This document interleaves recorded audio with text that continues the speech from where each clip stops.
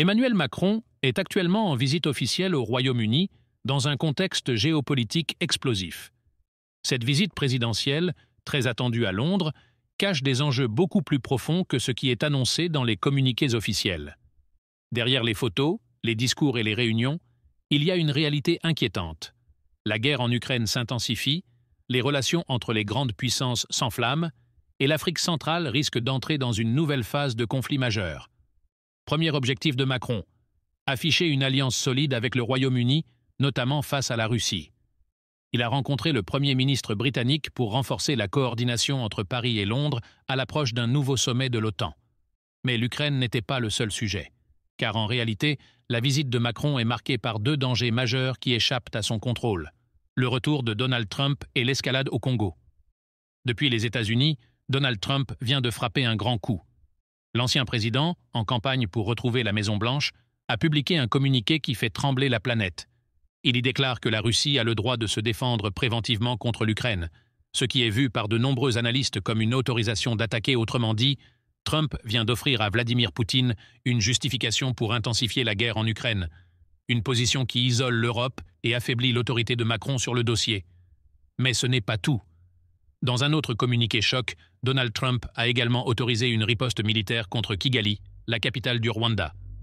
Il tient directement Paul Kagame pour responsable des attaques contre la République démocratique du Congo et de la violation de l'accord de paix signé à Doha. Trump parle même d'une intervention armée si le Rwanda continue ses provocations. Cette déclaration est inédite et marque une rupture totale avec la politique américaine passée, longtemps favorable à Kigali. Et cela n'est pas qu'une simple menace. Depuis ce matin, des images satellites et des vidéos prises par des civils à l'est de la RDC confirment la présence de soldats américains. Il s'agit de forces spéciales déployées par le commandement américain pour l'Afrique. Ces unités se trouvent actuellement dans les environs de Goma et Bukavu.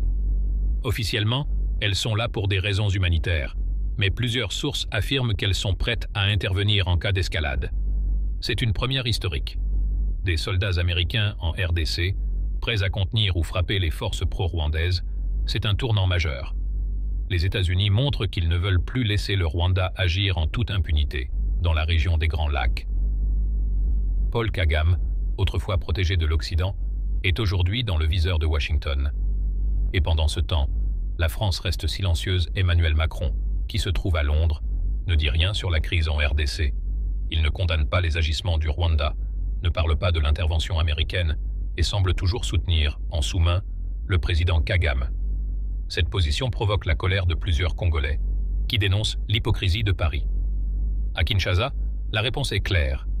Le président Félix Tshisekedi a décidé d'annuler sa visite à Paris, prévue pour rencontrer Macron et Kagame. Le sommet prévu par l'Élysée est désormais qualifié de sans impact, sans risque et sans utilité par plusieurs dirigeants congolais. Le message est fort. La RDC n'a plus confiance en la France. Félix Tshisekedi se tourne désormais vers les États-Unis et Donald Trump. Il envisage même une coordination militaire avec les forces américaines présentes au Congo pour défendre l'intégrité territoriale du pays. Une coopération inédite qui pourrait transformer le rapport de force dans la région. En résumé, voici ce qui se passe aujourd'hui dans le monde. Premièrement, Emmanuel Macron est au Royaume-Uni, mais sa visite est éclipsée par les décisions de Donald Trump. Deuxièmement, Trump autorise la Russie à attaquer l'Ukraine et le Rwanda à être la cible d'une intervention américaine. Troisièmement, des soldats américains sont déjà sur le sol congolais, prêts à agir. Quatrièmement, la RDC s'éloigne de la France et se rapproche des États-Unis pour défendre son territoire. Cinquièmement, Paul Kagame est de plus en plus isolé sur la scène internationale et pourrait bientôt faire face à une riposte militaire directe.